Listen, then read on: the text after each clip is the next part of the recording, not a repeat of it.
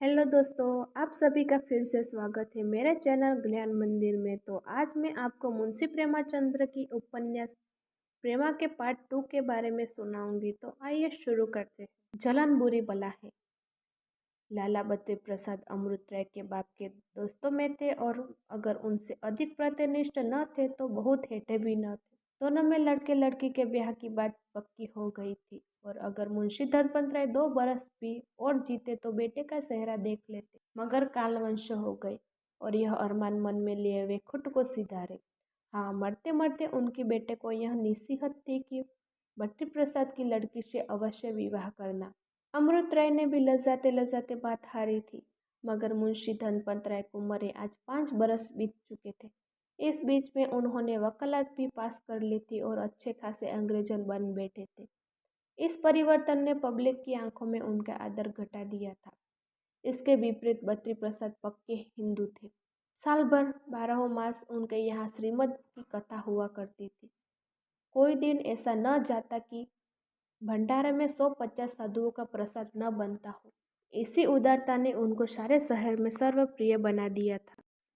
प्रतिदिन भोर होते ही वह गंगा स्नान को पैदल जाया करते थे और रास्ते में जितने आदमी उनको देखते सब आदर से सर झुकाते थे और आपस में कानाफूसी करते कि दुखियारों का यह दाता सदा फलता फूलता रहे।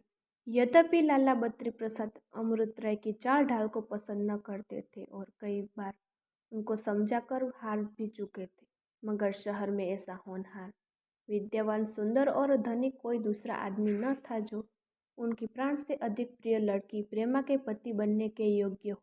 इस कारण वे बेबस हो रहे थे। लड़की अकेली थी, इसलिए दूसरे शहर में ब्याह भी न कर सकते थे।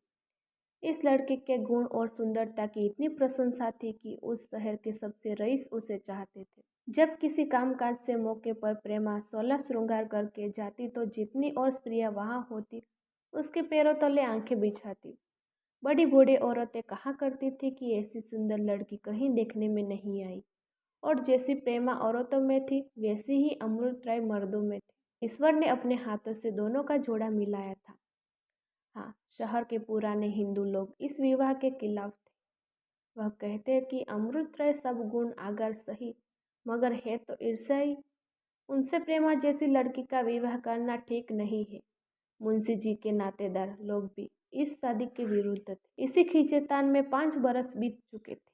अमृत राय भी कुछ बहुत उद्यम न मालूम होते थे, मगर इस साल मुंशी बद्री प्रसाद ने भी हिब्या किया और अमृत राय भी मुस्तैद हुए और विवाह की तारीख निश्चित की गई। अब दोनों तरफ तैयारियां हो ही रही थी। प्रेमा की मां अमृत राय के नाम पर बिकी हुई थी और लड़की के लिए अभी से गहने पाने बनवाने लगी थी कि निदान आज यह भयानक खबर पहुंची कि अमृत राय ईर्ष्याई हो गया है और उसका किसी मेम से विवाह हो रहा है। इस खबर ने मुंशी जी के दिल पर वही काम किया जो बिजली किसी हरे भरे पेड़ पर गिर कर करती है। वे बूढ़े तो थे ही, इस धक्के को न सहन कर सके और पछाड़ खाकर जमीन पर गिर पड़े। उनका बेसुध होना था कि सारा भीतर बाहर एक हो गया। तमाम नौकर चाकर अपने पराये इकट्ठे हो गए और क्या हुआ का शोर मचाने लगे। अब जिसको देखिए यही कहता फिरता है कि अमृत राय ईर्ष्याई हो गया है। कोई कहता है थाने में रिपोर्ट करो, कोई कहता है चलकर मारपीट करो। बाहर से दम ही दम में अंदर खबर पहुंची। वहाँ भी कोहराम मच गया। प्रेमा की माँ बेचारी बहुत दिनों से बीमार थी और उन्हीं की जिद थी कि बेटी की शादी जहाँ तक जल्द हो जाए अच्छा है। यद्यपि वह पुराने विचार की बूढ़ी औरत थी और उनको प्रेमा का अमृत राय के पास प्रेम पत्र भेजना एक आंख भी न भाता था। तथापि जब से उन्होंने उनको एक बार अपने आंगन में खड़े देख लिया था, तब से उनको यही धुन सवार थी कि मेरी आंखों की तारा का विवाह हो तो उन्हीं से ही हो। वह इस वक्त बेटी से बातचीत कर रही थी। बाहर से यह खबर पहुंची। वह अमृत राय को अपना दामाद समझने लगी थी और कुछ तो न हो सका, बेटी को गले लगाकर रोने लगी। प्रेमा ने आंसू को रोकना चाहा, मगर न रोक सकी। उसकी बरसों की संचित आशारूपी बेल क्षेत्र मात्र में कुमरा गई। हाय, उसने रोया भी न गया। चित्त व्याकुल हो गया। माँ को रोती छोड़ वह अपने कमरे में आई। चारपाई पर धम से गिर पड़ी। जबान से केवल इतना निकला कि नारायण, अब कैसे जीऊंगी। और उसके भी होश जाते रहे। तमाम घर की लौंडियां उस पर ध्यान देती थी। सब की सब एकत्र हो गई और अमृत राय को हत्यारे और पापी की पदवियां दी जाने लगी। अगर घर में कोई ऐसा था कि जिसको अमृत राय के ईसाई होने का विश्वास न आया तो वह प्रेमा के भाई बाबू कमल प्रसाद थे। बाबू साहब बड़े समझदार आदमी थे। उन्होंने अमृत राय के कई लेख मासिक पत्रों में देखे थे जिनमें ईसाई मत का खंडन किया गया था, और हिंदू धर्म की महिमा नाम की जो पुस्तक उन्होंने लिखी थी उसी तो बड़े बड़े पंडितों ने भी तारीफ की थी। फिर कैसे मुमकिन था कि एकदम उनके ख्याल पलट जाते और वह ईसाई मत धारण कर लेते। कमल प्रसाद यही सोच रहे थे कि दाननाथ आते हुए दिखाए। उनके चेहरे से घबराहट बरस रही थी। कमल प्रसाद ने उनको बड़े आदर से बैठाया और पूछने लगे, यार यह खबर कहाँ से उड़ी? मुझे तो विश्वास ही नहीं आता। दाननाथ, विश्वास आने की कोई बात भी तो हो। अमृत राय का ईसाई होना असंभव है। हाँ, वह रिफार मंडली में जा मिले हैं। मुझसे भूल हो गई कि यही बात तुमसे न कही। कमल प्रसाद, तो क्या तुमने लालाजी से यह कह दिया? दाननाथ ने संकोच से सर झुकाकर कहा, यही तो भूल हो गई। मेरी अक्ल पर पत्थर पड़ गए थे। आज शाम को जब अमृत रे से मुलाकात करने गया तो उन्होंने बात बात में कहा कि अब मैं शादी न करूँगा। मैंने कुछ न सोचा विचारा और यह बात आकर मुंशी जी से कह दी। अगर मुझको यह मालूम होता कि इस बात का यह बतंगड़ हो जाएगा तो मैं कभी न कहता। आप जानते हैं कि अमृत राय मेरे परम मित्र हैं। मैंने जो यह संदेशा पहुंचाया तो इससे किसी की बुराई करने का आशय न था। मैंने केवल भलाई की नीयत से यह बात कही थी। क्या कहूँ? मुंशी जी तो यह बात सुनते ही जोर से चिल्ला उठे। वह ईसाई हो गया? मैंने बहुतेरा अपना मतलब समझाया मगर कौन सुनता है। वह यही कहते मूर्छा कर गिर पड़े। प्रसाद यह सुनते ही लपक कर अपने पिता के पास पहुंचे। वह अभी तक बेसुध थे। उनको होश में लाए और दाननाथ का मतलब समझाया और फिर घर में पहुंचे। उधर सारे मोहल्ले की स्त्रियां प्रेमा के कमरे में एकत्र हो गई थी और अपने अपने विचारानुसार उसको सचेत करने की तरकीबें कर रही थी। मगर अब तक किसी से कुछ न बन पड़ा। निदान एक सुंदर नवयौवन दरवाजे से आती दिखाई दी। उसको देखते ही सब औरतों ने शोर मचाया और जो पूर्णा आ गई। अब रानी को चेत आ जाएगी। पूर्णा एक ब्रह्माणी थी। इसकी उम्र केवल 20 वर्ष की होगी। यह अति सुशीला और रूपवती थी। उसके बदन पर सादी साड़ी और सादे गहने बहुत ही भले मालूम होते थे। उसका विवाह पंडित बसंत कुमार से हुआ था, जो एक दफ्तर में 30 रुपये महीने के नौकर थे। उनका मकान पड़ोसी में ही था। पूर्णा के घर में दूसरा कोई न था, इसीलिए जब 10 बजे पंडित जी दफ्तर को चले जाते तो वह प्रेमा के घर चली आती और दोनों सखियां शाम तक अपने अपने मन की बातें सुना करती। प्रेमा उसको इतना चाहती थी कि यदि वह कभी किसी कारण से न आ सकती तो वो स्वयं उसके घर चली जाती। उसे देखे बिना उसको कल न पड़ती थी। पूर्णा का भी यही हाल था। प्रेमा को इत्र सूंघ गया, केवड़े और गुलाब का छींटा मुख पर मारा। धीरे धीरे उसके तलवे सलाहे सब खिड़कियां खुलवा दी। इस तरह जब ठंडक पहुंची तो प्रेमा ने आंखों खोल दी और चौंक कर उठ बैठी। बूढ़ी माँ की जान में जान आई। वह पूर्णा की बलाई लेने लगी और थोड़ी देर में सब स्त्रियां प्रेमा को आशीर्वाद देते हुए सिंधारी। पूर्णा रह गई। जब एकांत हुआ तो उसने कहा, प्यारी प्रेमा, आंखें खोलो। यह क्या गत बना रखी है? प्रेमा ने बहुत धीरे से कहा, हाय सखी, मेरे तो सब आशाएं मिट्टी में मिल गई। पूर्णा, प्यारी ऐसी बातें न करो। जरा दिल को संभालो और बताओ तुमको यह खबर कैसे मिली? प्रेमा, कुछ न पूछो सखी, मैं बड़ी अभागिनी हूँ। हाय, दिल बैठा जाता है, मैं कैसे जीऊँगी? पूर्णा, प्यारी जरा दिल को ठारस तो दो, मैं अभी सब पता लगाई देती हूँ। बाबू अमृत राय पर जो दोष लोगों ने लगाए है वह सब झूठ है। प्रेमा, सखी तुम्हारे मुंह में घी शक्कर, ईश्वर करे तुम्हारी बातें सच हो। थोड़ी देर चुप रहने के बाद वह फिर बोली, कहीं एकदम के लिए मेरी उस कटकलेजिए से भेंट हो जाती तो मैं उनका क्षेम कुशल पूछती, फिर मुझे मरने का रंज न होता। पूर्णा, यह कैसी बात कर रही हो सखी? मरे वह जूं तो तुमको देख न सके। मुझसे कहो, मैं तांबे के पत्र पर लिख दूं कि अमृत राय अब ब्याह करेंगे तो तुमसे ही करेंगे। तुम्हारे पास उनके 20 पत्र पड़े हैं। मालूम होता है कि कैसे कलेजा निकाल के घर दिया है। एक एक शब्द से सच्चा प्रेम टपकता है। ऐसा आदमी कभी दगा नहीं कर सकता। प्रेमा, यही सब सोचकर तो आज 4 बरस से दिल को ठारस दे रही हूँ, मगर अब उनकी बातों का मुझे विश्वास नहीं रहा। तुम ही बताओ, मैं कैसे जानूं कि उनको मुझसे प्रेम है? आज 4 बरस के दिन बीत गए। मुझे तो एक एक दिन का काटना दुर्भर हो रहा है और वहाँ कुछ खबर ही नहीं होती। मुझे कभी कभी उनके इस टाल मटोल पर ऐसी झुंझुलाहट होती है कि तुमसे क्या कहूँ। जी चाहता है उनको भूल जाऊं, मगर कुछ बस नहीं चलता। दिल बेहया हो गया। यहाँ अभी यही बातें ही हो रही थी कि बाबू कमल प्रसाद कमरे में दिखाई दिए।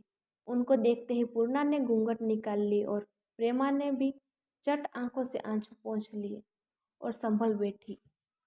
कमल प्रसाद, प्रेमा तुम भी कैसी नादान हो, ऐसी बातों पर तुमको विश्वास क्यों आ गया? इतना सुनना था कि प्रेमा का मुखड़ा गुलाब की तरह खिल गया।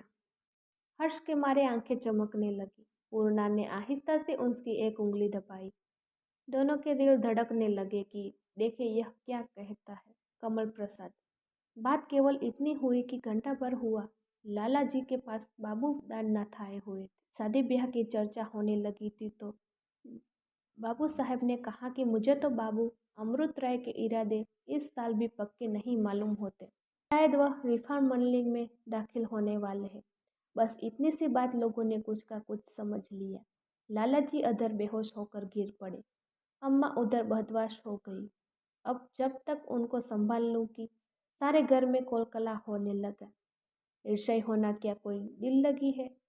और फिर उनको इसकी ज़रूरत ही क्या है? पूजा पाठ तो वह करते नहीं, तो उन्हें क्या कुत्ते ने काटा है कि अपना मत छोड़ कर नक्कू बने? ऐसी बेसिर पेड़ की बातों पर एतबार नहीं करना चाहिए। लो अब मुंह धो डालो। हंसी खुशी की बातचीत की। मुझे तुम्हारे रोने धोने से बहुत रंज हुआ।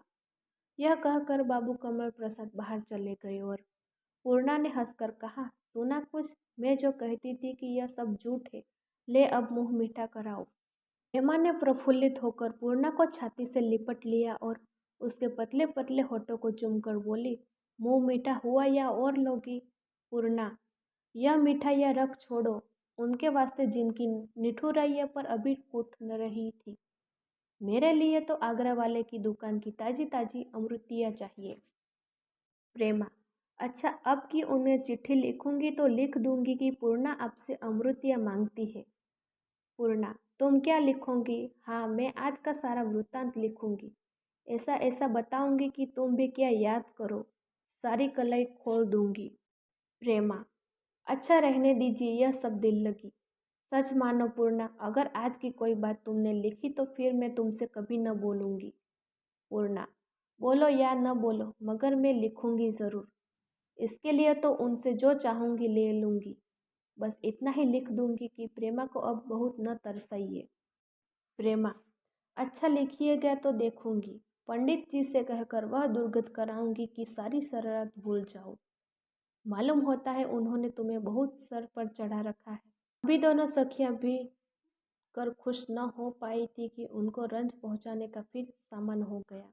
प्रेमा की भावज अपनी ननद से हदमत जला करती थी। वो अपने सास ससुर से यहाँ तक कि अपने पति से भी जला करती थी। प्रेमा में ऐसे कौन से चांद लगे कि सारा घराना उन पर निछावर होने को तैयार रहता है। उनका आदर सब क्यों करते हैं, मेरी बात तक कोई नहीं पूछता। मैं उनसे किसी बात में कम नहीं हूँ। गोरेपन में, सुंदरता में, श्रृंगार में मेरा नंबर उनसे बराबर बढ़ा चढ़ा रहता है। हाँ, वह पढ़ी लिखी है, मैं बोरी उस गुण को नहीं जानती। उन्हें तो मर्दों में मिलना है, नौकरी चाकरी करनी है। मुझे बेचारी के भाग में तो घर का काम काज करना ही पता है। ऐसी निर्लज लड़की, अभी शादी नहीं हुई मगर प्रेम पत्र आते जाते हैं, तस्वीर भेजी जाती है। अभी 8-9 दिन होते हैं कि फूलों के गहने आए। आंखों का पानी मर गया है और ऐसे कुलवंती पर सारा कुनोबा जान लेता है। प्रेमा उनके ताने और उनकी बोली ढोलियों को हंसी में उड़ा दिया करती और अपने भाई के खातिर भावच को खुश रखने की फिक्र में रहती। मगर भाभी का मुंह उसे हरदम फूला रहता। आज उन्होंने जो ही सुना कि अमृत राय ईर्ष्याई हो गया है तो मारे खुशी के फूल ही नहीं समाई।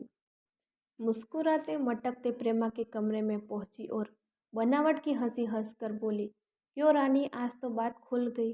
प्रेमा ने यह सुनकर लाज से सर झुका दिया, मगर पूर्णा बोली, सारा भांडा फूट गया, ऐसी भी क्या कोई लड़की मर्दों पर फिसले। प्रेमा ने लजाते हुए जवाब दिया, जाओ, तुम लोगों की बला से मुझे मत उलझो। भाभी, नहीं नहीं, दिल लगी की बात नहीं। मर्द सदा के कंठ कलेजे ही होते हैं, उनके दिल में प्रेम होता ही नहीं है। उनका जरा सा सर धमके तो हम खाना पीना त्याग देते, मगर हम मर ही क्यों न जाए, उनको जरा भी परवाह नहीं होती। सच है मर्द का कलेजा काठ का। पूर्णा, भाभी तुम बहुत ठीक कहती हो, मर्दों का कलेजा सचमुच काठ का होता है। अब मेरे ही यहाँ देखो, महीने में कम से कम 10-12 दिन उस मुए साहब के साथ दौरे पर रहते हैं। मैं तो अकेली सुनसान घर में पड़े पड़े कराह करती हूँ, वहाँ कुछ खबर ही नहीं होती। पूछती हो तो कहते हैं रोना गाना औरतों का काम है, हम रोए गाए तो संसार का काम कैसे चले। और क्या जानो, संसार अकेले मर्दों की है, थामे तो थमा है। मेरा बस चले तो इनकी तरफ आंख उठाकर भी न देखूं। अब आज ही देखो, बाबू अमृत राय का कर्तव्य खुला तो रानी के अपने कैसी गत बना डाली। इनके प्रेम का तो यह हाल है और वहाँ 4 वर्ष से हिला हलावा करते चले आते हैं। रानी, नाराज न होना, तुम्हें खत पर जाते हैं, मगर सुनती हूँ वहाँ से विरल कि किसी खत का जवाब आता है। ऐसे निमोनियों से कोई क्या प्रेम करे। मेरा तो ऐसे जी जलता है, क्या किसी को अपनी लड़की भारी पड़ी है कि कुएं में डाल दे। भला से कोई बड़ा मालदार है, बड़ा सुंदर है, बड़ी ऊंची पदवी है, पर मगर जब हमसे प्रेम ही न करे तो क्या हम उसकी धन दौलत को लेकर चाटे। संसार में एक से एक लाल पड़े हैं और प्रेमा जैसी दुल्हन के वास्ते दुल्हों का काल। प्रेमा को यह बातें बहुत बुरी मालूम हुई, मगर सारे संकोच के कुछ न बोल सकी। हाँ, पूर्णा ने जवाब दिया, नहीं भाभी, तुम बाबू अमृत राय पर अन्याय कर रही हो। उनको प्रेमा से सच्चा प्रेम है, उनमें और दूसरों मर्दों में बड़ा भेद है। भाभी, पूर्णा अब मुंह न खुलवाओ, प्रेम नहीं पत्थर कहते हैं। माना कि वे बड़े विद्यावान हैं और छुटपने में ब्याह करना पसंद नहीं करते, मगर अब तो दोनों में कोई भी कमसिन नहीं है। अब क्या बूढ़े होकर ब्याह करेंगे। मैं तो बात सच कहूँगी, उनकी ब्याह करने की चेष्टा ही नहीं है, टाल मटोल से काम निकालना चाहते हैं। यही ब्याह के लक्षण है कि प्रेमा ने जो तस्वीरें भेजी भी थी वह टुकड़े टुकड़े करके पैरों तले कुचल डाली। मैं तो ऐसे आदमी का मुंह भी न देखूं। प्रेमा ने अपनी भावज को मुस्कुराते हुए आते देखकर ही समझ लिया था कि कुशल नहीं है। जब यह मुस्कुराती है तो अवश्य कोई न कोई आग लगाती है। वह उनकी बातचीत का ढंग देखकर सहम जाती थी कि देखे यह क्या सुनवाना सुनाती है। भाभी की यह बात तीर की तरह कलेजे के पार हो गई। हक्का बक्का होकर उसकी तरफ ताकने लगी, मगर पूर्णा को विश्वास न आया। बोली, यह क्या अनर्थ कर रही हो भाभी। भैया अभी आए थे, उन्होंने ऐसी कुछ भी चर्चा नहीं की। मैं तो जानती हूँ कि पहली बात की तरह यह भी झूठी है। यह असंभव है कि वह अपनी प्रेमा की तस्वीर की ऐसी दुर्गत करे। भाभी, तुम्हारे न पति आने को मैं क्या करूं, मगर यह बात तुम्हारे भैया खुद मुझसे कह रहे थे, और फिर इसमें बात ही कौन सी है। आज ही तस्वीर मंगा भेजो, देखो क्या जवाब देते हैं। अगर यह बात झूठी होगी तो अवश्य तस्वीर भेज देंगे, या कम से कम इतना तो कहेंगे कि यह बात झूठी है। अब पूर्णा को भी कोई जवाब न सूझा, वह चुप हो गई। प्रेमा कुछ न बोली, उसकी आंखों से आंसुओं की धारा बह निकली। भावच का चेहरा ननन की इस दशा पर खिल गया। वह अत्यंत हर्षित होकर अपने कमरे में आई, दर्पण में मुंह देखा और आप ही आप मग्न होकर बोली, यह गाँव अब कुछ दिनों में भरेगा। पार्ट 3 सुनने के लिए बने रहिए मेरे चैनल पे। तब तक के लिए बाय।